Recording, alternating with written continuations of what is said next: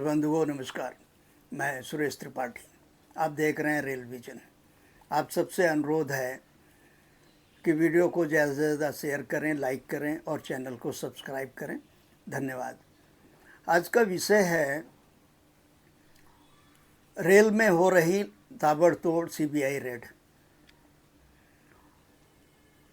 और कहीं किसी के कान में जूं नहीं रेंग रही है, किसी के चेहरे पे शर्म नज़र नहीं आ रही है,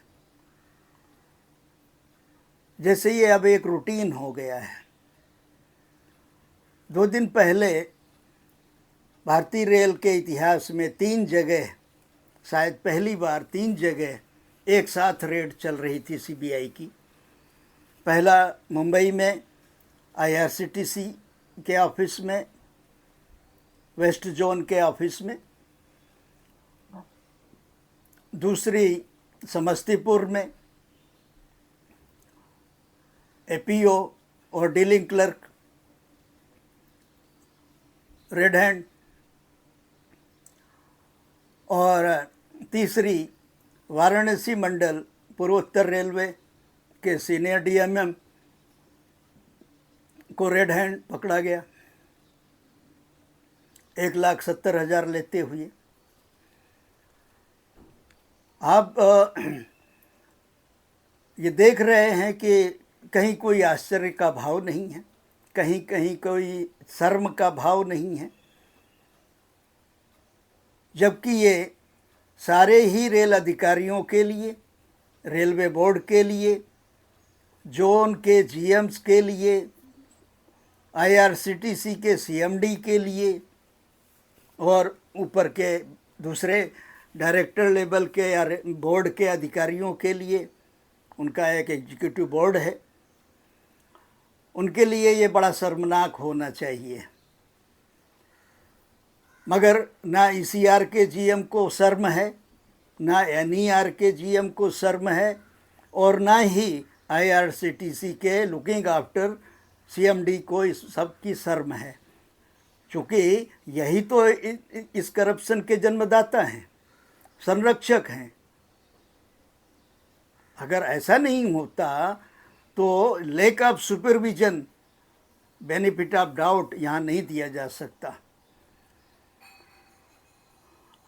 चूँकि आप उसी टाइप की एक्टिविटी में, उसी टाइप की गतिविधियों में लिप्त हैं, इसलिए नीचे तो ये होना ही है। और ये तीनों जगह जहाँ रेड हुई है, इनके शीर्षस्थ अधिकारियों की यही इमेज है, यही छवि है। ईसीआर में 9 रेड हो गई, ये समस्तीपुर की 9वीं रेड है, जो कि जीएम ईसीआर के लिए सबसे बड़ा शर्मनाक है, सबसे बड़ा कलंक है। रेल के ऊपर तो है ही, वो शायद इस महीने या अगले महीने रिटायर हो रहे हैं, और ये बड़ा कलंक लेके जाएंगे कि उनके कार्यकाल में उनके जोन में 9 सीबीआई रेड हुई। यानी कि वो खुद भी ऐसी ही गतिविधियों में लिप्त रहे और उसका परिणाम नीचे लगातार ये रहा। और ईसीआर का फुल फॉर्म भाई लोगों ने एक करप्ट रेलवे तो रखा ही हुआ है, और ये अब सर्वमान्य है। जब से इस जोन की स्थापना हुई है, तब से एक ऑडिट कराया जाना चाहिए कि उसमें अब तक कितना बजट झोंका गया और कितना काम हुआ, उसके एवरेज में कितनी रेवेन्यू लीकेज हुई, इस बात का असेसमेंट होना चाहिए। 2003 से लेकर अब तक ईसीआर का वो कितना बजट आवंटित किया गया और उसके सामने कितना काम हुआ, और एक अमूमन कितनी राशि लीकेज हुई।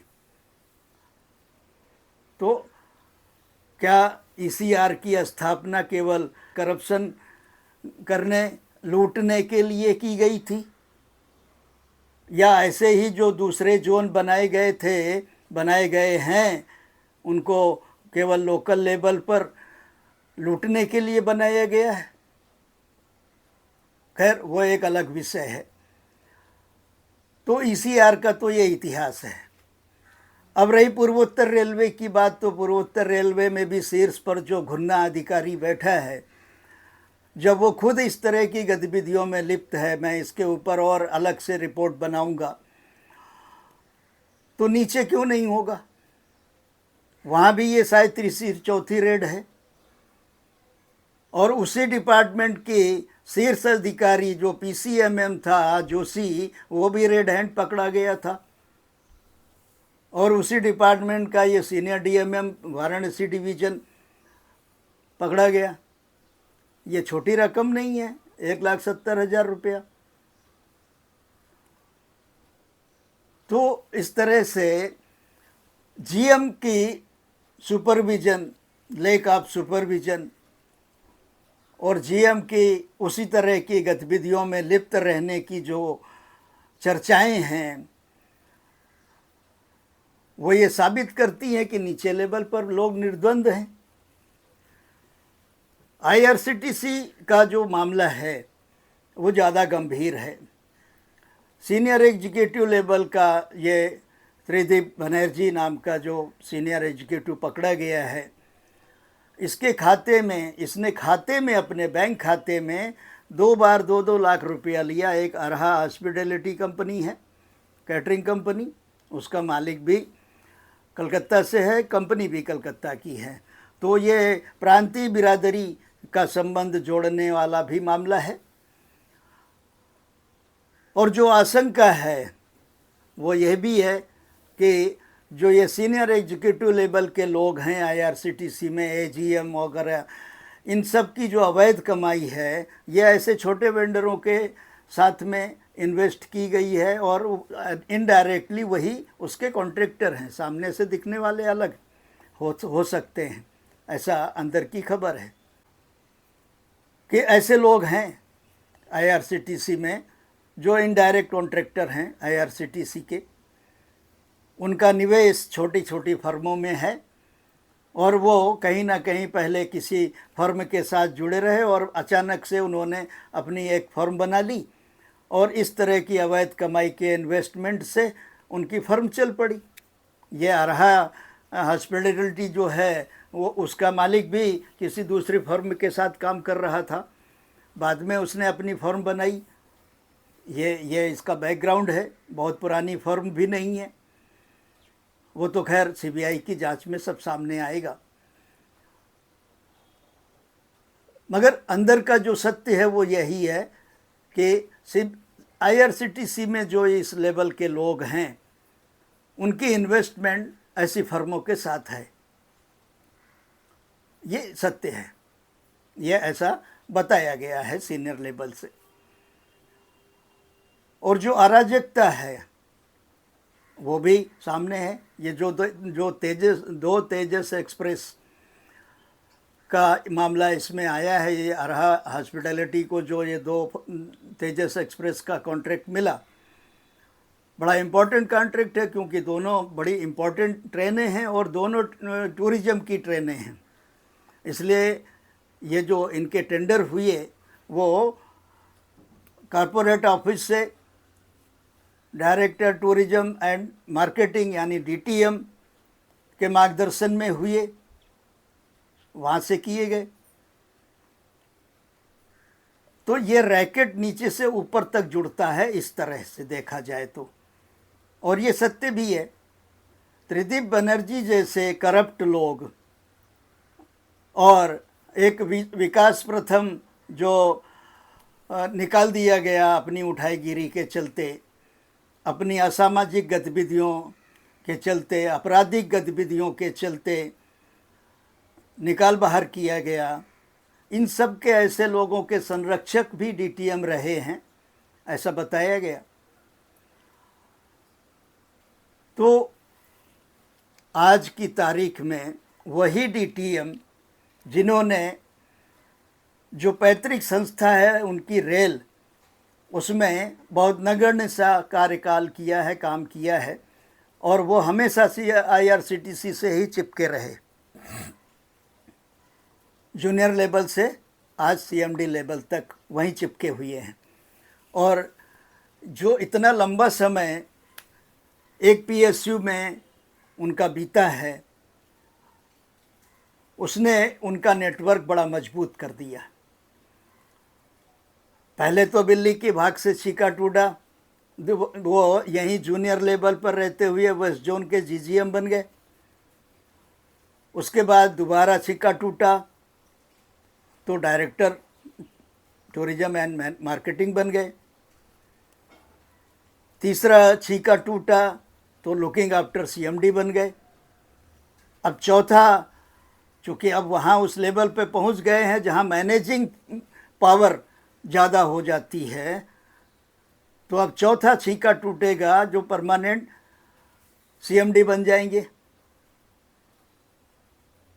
बहुत अच्छी बात है, हमें व्यक्तिगत तौर पर उनसे कोई जलन नहीं है, कोई पूर्वाग्रह नहीं है, मगर जो सत्य है, पृष्ठभूमि है, जो उनकी बैकग्राउंड है, जो उनका, वो साफ है कि वो करप्ट नेटवर्क के जन्मदाता हैं। आईआरसीटीसी में धींगा मस्ती, मौज मस्ती और उच्छृंखलता के जन्मदाता हैं।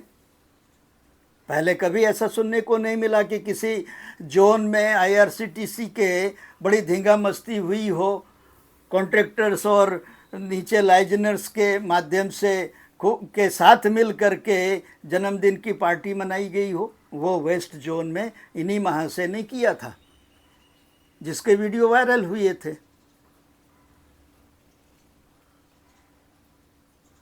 तो उसी नेटवर्किंग के बदौलत, बहुत जूनियर होने के बावजूद डायरेक्टर बन गए आईआरसीटीसी में, और कई सारे असामाजिक तत्वों को पालने लगे, कई सारी कैटरिंग फर्मों को पालने लगे, उनके संरक्षक बन गए। और आज उन्हीं की बदौलत, उसी नेटवर्किंग की बदौलत लुकिंग आफ्टर चार्ज में आ गए।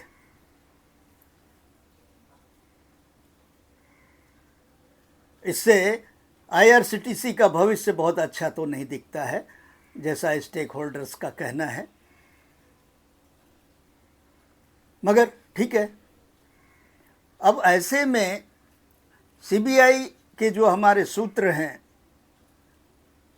उन्होंने कहा कि बताया, बातचीत हो रही थी इस घटना के बाद, तो उनका कहना था कि जब ये त्रिदीप बनर्जी का कंसेंट लिया गया तो वो तो मिल गया, मगर घटना के बाद ये पूछताछ हुई सीएमडी लेवल से कि ये कंसेंट दिया किसने। सीबीआई के लोग ये कहते हैं कि उनकी मेहनत 99% उनका परिश्रम वेस्ट हो जाता है, नष्ट हो जाता है, जब फालतू कारण से अदालत के द्वारा, कोर्ट के द्वारा उनको एक्विटल दे दिया जाता है। मगर ये एक्विटल पहुंच वाले लोगों को ही मिलता है, ये बहुत स्पष्ट उनका कहना था। हमारे पास उसका प्रमाण है जो उन्होंने बताया। तो ये बहुत गंभीर आरोप है और ये बात सत्य भी है। अक्सर कोर्ट के ऐसे निर्णयों में देखा जाता है कि फालतू कारण से जो सक्षम लोग हैं, सक्षम आरोपी हैं, पकड़े गए हैं, पहुंच वाले लोग हैं, उन्हें बेनिफिट मिल जाता है, और जो फालतू लोग हैं वो रखड़ते रहते हैं। तो ये बात सीबीआई के दिमाग में क्यों आई? जब सीएमडी लेवल से ये जानकारी पूछताछ की गई, अब इतने सीनियर लेवल पे बैठे अधिकारी कोई बात पूछेंगे तो कोई क्यों नहीं बताएगा? ये भी चलता है ब्यूरोक्रेसी में। तो जब सीबीआई ये मान रही है कि डीटीएम में बैठे अधिकारी, सीएमडी में बैठे अधिकारी सारे करप्शन के संरक्षक हैं, तो फिर बात ही ख़त्म हो जाती है। तो सरकार को ऐसी संस्थाएं उन्हीं के नाम कर देनी चाहिए, क्योंकि सीआरबी जिनकी बदौलत ये लुकिंग आफ्टर चार्ज में बैठे महाशय, उन्हीं की बदौलत जो रीजनल जीजीएम है लखनऊ का, उसको 6वें साल में सीधे एक्सटेंशन मिल गया। खाना पूरी किया होगा, डीओपीटी से अप्रूवल लिया होगा, कागज़ जमा किया होगा, फाइल का पेट भरा होगा, वो सब किया होगा, क्योंकि सीआरबी लेवल पर यानी principal secretary government of India level पर बैठा अधिकारी इतना मूर्ख तो नहीं हो सकता। और उसकी बात डीओपीटी क्यों टालेगा, दे दिया होगा अप्रूवल, बात मान्य है, मगर एक लंबा प्रक्रिया है इसकी, ये इतनी आसानी से नहीं मिलता। एक ही जगह उसी जगह 6वें साल में एक्सटेंशन मिलना बहुत रेयरेस्ट ऑफ रेयर केसेस में होता है, और ये सीआरबी महाशय करा लिए। तो सीआरबी अगर करप्शन के संरक्षण में सीएमडी और डीटीएम अगर इन्वॉल्व हैं,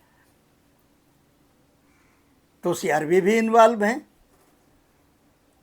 क्योंकि उन्हीं का कहा चल रहा है, उन्हीं की बदौलत ये लुकिंग आफ्टर चार्ज दिया गया, उन्हीं की बदौलत ये 6वें साल में उसी जगह एक्सटेंशन दिया गया, तीसरा एक्सटेंशन। तो संरक्षक तो वास्तव में सीआरबी हैं, भ्रष्टाचार के, मैनिपुलेशन के, कनिंगनेस के